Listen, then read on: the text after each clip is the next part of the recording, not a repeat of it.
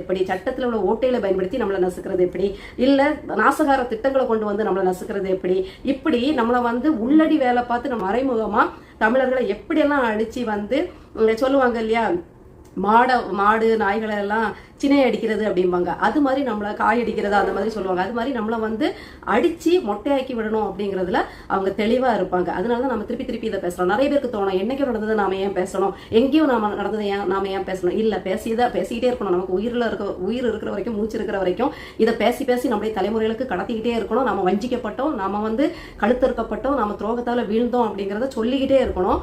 இல்லைன்னா நம்முடைய தலைமுறைகளை நமக்கு மேல உட்காந்து யாரும் காப்பாற்றவே முடியாம போயிடும். இந்த உரத்தை நம்ம வந்து, இந்த நெஞ்சுரத்தை நம்ம அவங்களுக்கு கொடுத்துக்கிட்டே இருக்கணும். ஏன்னா சும்மா ஒரு உதாரணத்துக்கு சொல்றேன், காசால போர் நடக்குது, காசா மக்கள் அவஸ்தைப்படுறாங்க, குழந்தைங்க பசியிலையும் பட்னியிலையும் கதறத நாம காணொலியில பாக்குறோம், அழுறோம். எத்தனை பேர் சமூக ஆர்வலர்கள் குரல் கொடுக்குறோம், அரசியல்வாதிகள் குரல் கொடுக்குறாங்க, அரசியல் வியாதிகளும் குரல் கொடுக்குறாங்க. ஏன் இதே திமுக கூட்டணியில இருக்கிற ஒரு கூட்டமைப்பும் என்ன செய்யுது, காசாவுக்காக நாங்க வந்து கண்டனம் தெரிவிக்கிறோம் நிக்குது. எங்கேயும் நடக்கிற காசா போருக்காக நாம ஏன் அழணும், நாம ஏன் பரிதவிக்கிறோம், நாம ஏன் சஞ்சலப்படுறோம், நாம ஏன் ஓங்காரம் விடுறோம் ஐயோன்னு. மனிதாபிமானம். அப்போ எங்கேயோ நடக்கிற உக்ரைன்ல போர் நடக்கும் போது நாம அவங்களுக்காக, அந்த நாட்டு மக்களுக்காக துடிக்கிறோம். ஈராக் போர்னா அதுல பாதிக்கப்படுற மக்களுக்காக நாம துடிக்கிறோம். அதே மாதிரி மணிப்பூர்ல ஒரு சம்பவம் நடந்துச்சுன்னா, இல்ல வேற குஜராத்ல ஒரு கலவரம் நடந்துச்சுன்னா நாம துடிக்கும் போது, நம்முடைய நிலப்பரப்புல சேர்ந்திருந்து பிரிந்து போன நம்முடைய தொப்புள் கொடி உறவுகளுக்காக கூட நாம பேசல.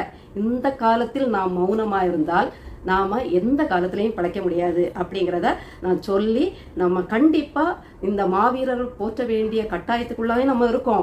இந்த மாவீரர் தினத்தை போற்றுறதுக்கான காரணம், மே 18 வந்து நம்ம போற்றுறதுக்கான ஒற்றை காரணம், தமிழின இனிமே யார்ட்டையும் அடிமைப்பட்டு இனப்படுகொலைக்கு ஆளாகி அழிஞ்சு போயிடக்கூடாது. நமக்கான அரசியலை, நமக்கான ஆட்சியை நாம தான் அமைச்சிக்கணும். இன்னொரு தமிழீழம் தமிழ்நாட்டுல ஆயிடக்கூடாது. நமக்கு இருக்க இப்ப ஒற்றை நிலப்பரப்பு இந்த தமிழ் மாநிலம் மட்டும் தான். ஏன்னா உலகம் முழுமைக்கும் பரவி இருந்தோம், நாம தான் பூர்வக்குடிகள், நமக்கு தான் எல்லாமே சொந்தம். ஆனா வந்தவங்களுக்கும் படைச்சவங்களுக்கும் எல்லாத்தையும் விட்டு கொடுத்துட்டு இந்தியா முழுமைக்கும் அடுத்து சுருங்கணும்.